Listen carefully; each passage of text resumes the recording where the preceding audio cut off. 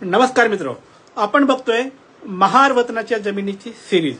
या सिरीज मध्ये आपण आज बघणार आहोत की महार वतनाची जमीन आणि दवंडी रजिस्टर यांचा काय संबंध आहे, काय महत्त्व आहे आणि एखादी वतनाची जमीन विकत असाल तर तेव्हा हा रजिस्टर कसं महत्त्वाचं ठरतं, काय रोल बजावतो हे बघूया।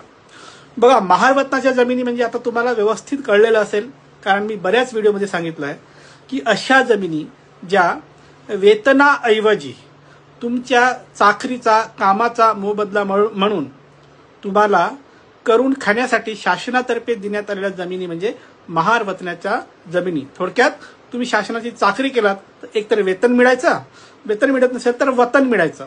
वतन म्हणजे जमिनी मिळणार, तुम्ही कसून खायचं आणि शासनाची चाकरी करायची। तर अशा पद्धतीने शासनाची आणि गावातल्या लोकांची किंवा गावाच्या वरिष्ठांची सेवा करण्यासाठी ज्या जमिनी मिळायच्या त्या जमिनी म्हणजे महार वतनाच्या जमिनी। 1958 ला कायदा आला आणि 59 ला महार वतन नष्ट झाले। ही सगळी जमिनी शासनाकडे वर्ग झाल्यात। शासनाला लक्षात आलं की आपण या जमिनी होल्ड करू शकत नाही, मग ठरलं की या जमिनी महार समाजाला किंवा त्यांच्या वारसांना परत द्यायच्या। परत देताना कसं द्यायचं, विकत द्यायचं, पण त्या विकण्याला सेल शब्द नाहीये, त्याला आहे रिग्रांट हा शब्द आहे। तर वतनाची जमीन तुम्ही रिग्रांट केली याचा अर्थ तुम्ही शासनाकडून विकत घेतलात किंवा तुमच्या पूर्वजांनी विकत घेतला असं त्याचा अर्थ होतो। आता ही जी रिग्रांटची जमीन आहे ही झाली महार वतनाची तुम्ही रिग्रांट करून घेतलेली जमीन, याला वर्ग 2च असतं।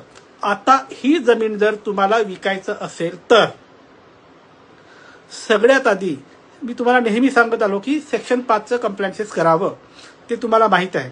पण आज आपण बघणार आहोत की जर जमीन विकायचं असेल, सेक्शन 5चं कंप्लायन्सेस करायचं असेल तर गाव पातळीवर दवंडी रजिस्टर असतं, त्या रजिस्टरमध्ये या जमिनीच्या विक्रीचं जे काही प्रपोजल आहे त्या अनुषंगाने नोंद झालेली पाहिजे।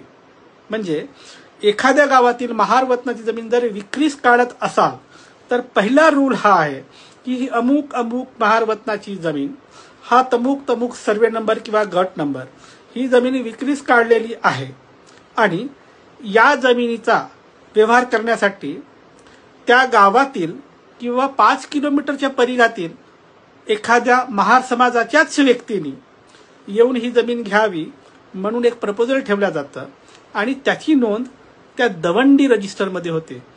म्हणजे महार वतनाची जमीन कायदेशीर मार्गाने विकल्या गेली की नाही हे व्हेरीफाय करायचं असेल तर सगळ्यात प्रायमरी डॉक्युमेंट काय आहे की त्या गावातील दवंडी रजिस्टरमध्ये महार वतनाची जमीन विकण्याच्या अनुषंगाने नोंद आहे का हे तपासायचं आणि त्याप्रमाणे मग दवंडी पेटली का, कधी पेटली, किती वाजता, ती सगळी नोंद असायला पाहिजे।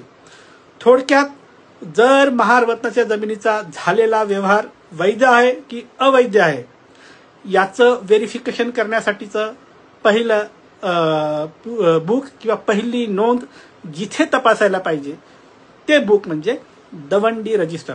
त्यामुळे तुमच्या केसमध्ये जर महार वतनाची जमीन विकल्या गेली असेल, अशा विक्रीला तुम्हाला हरकत घ्यायची असेल आणि त्या खरेदी खताला चॅलेंज करायचं असेल तर पहिलं डॉक्युमेंट कुठे चेक करायचं, जाऊन तुम्ही तुमच्या गावातील त्या स्थानिक पातळीवर जिथे दवंडी रजिस्टर मेंटेन केलं जातं तिथे तुम्ही अर्ज द्या किंवा राईट टू इन्फॉर्मेशनच्या अंतर्गत तुम्ही माहितीच्या अधिकाराखाली अर्ज देऊन दवंडी रजिस्टरमधली नोंद मागवून घ्या।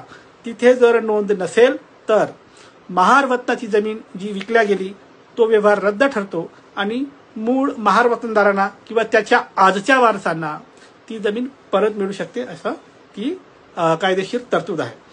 म्हणजे महार वतनाच्या जमिनीतील जो काही व्यवहार झाला तो योग्य की अयोग्य, कायदेशीर की बेकायदेशीर हे पडताळण्याचं पहिला टप्पा म्हणजे दवंडी रजिस्टर।